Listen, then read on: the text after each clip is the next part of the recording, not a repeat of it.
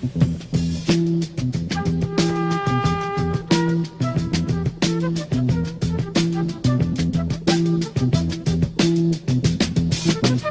will not be able to stay home, brother. You will not be able to plug in, turn on, and cop out.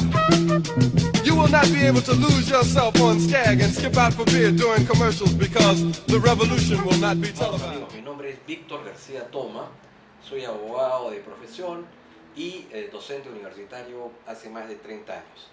Agradezco la gentileza del proyecto Enfoque de la revista Temis para ocuparnos de un tema de suyo muy importante como es el referido al transfugismo. ¿Qué es lo que sucede? En un pasado reciente, las organizaciones políticas básicas eran los partidos. Y los partidos tienen como estructura central de aglutinamiento una doctrina, una ideología y un programa. Sucede que, fruto de las distintas crisis políticas que se han presentado en nuestro país, estos partidos se han visto debilitados en su capacidad de aglutinamiento en torno a esos elementos y han surgido de paralelo los llamados movimientos, que justamente carecen de estos elementos constitutivos. Ello ha generado que en los últimos años en el Perú se produzcan actos personales o incluso grupales de escisión, que antiguamente se les llamaba disidencia, se les conocía como actos de revisionismo. En realidad hoy el tema no es ideológico, es básicamente un tema de deslinde ético. En muchos casos este deslinde ético no se justifica y por consiguiente podríamos decir que hoy en el Perú el transfugismo es sinónimo de una infracción ética en relación a la organización que me cobijó y en segundo lugar a la ciudadanía a quien me otorgó a través del partido su voto de representación. ¿Por qué es malo el transfugismo? En primer lugar porque de alguna manera abre las puertas para la corrupción o eventualmente para situaciones de acomodamiento político que evidentemente impiden acentuar la institucionalidad que debe vivirse no solo en los partidos sino incluso en los estamentos políticos, particularmente el Parlamento. ¿Cómo afrontar esta problemática? En España se viene intentando un proceso en el cual las propias organizaciones políticas se han puesto de acuerdo, en primer lugar, en no aceptar ni admitir entre sus filas a nadie quien haya renunciado bajo estas condiciones, digamos, de manera precedente. En segundo lugar, existe un acuerdo de estas organizaciones políticas en no admitirlos en las administraciones estatales que estén bajo su responsabilidad, bajo ninguna consideración técnica o funcional. Simplemente no tienen cabida en un ámbito de la administración. Y en tercer lugar, en no aceptar su posterior incorporación a estos movimientos. A la fecha esto viene funcionando en términos relativos bien en España y es un elemento de referencia. En el Perú eso hoy no sería practicable porque las instituciones son muy endebles y no tienen la capacidad y compromiso de lealtad al pacto empeñado. Y en segundo lugar, por el hecho de que en repetidas oportunidades más bien estos cambios de camiseta, para hablar en términos populares, genera rédito electoral, habida cuenta del sistema de voto preferencial. El transfugismo es hija de varios problemas. Como he señalado anteriormente, es fruto de la crisis política, particularmente de los partidos.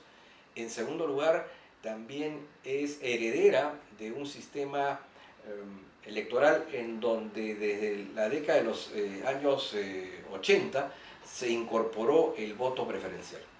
El voto preferencial es un elemento pernicioso para el sistema político, primero porque rebaja, de alguna manera deslustra el concepto de lealtad partidaria. En segundo lugar, porque permite a actores que sustentados en su poder económico o en su popularidad o fama, pero sin ningún tipo de sustento ideológico o doctrinario se incorporan a la representación nacional, y eso hace que intente a lo largo de toda su trayectoria política, que por lo general siempre es breve, el tratar de realizar actos de manera insular, lo cual contraviene a la naturaleza misma del Parlamento, que es el aglutinamiento de fuerzas cohesionadas, vuelvo a repetir, en torno a factores tan importantes como la ideología, la doctrina y el programa. ¿Qué hacer?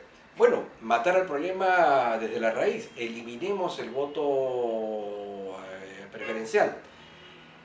En lo que se refiere a la dación de una ley, yo tengo mis dudas de que esta ley pudiera darse por una razón muy sencilla.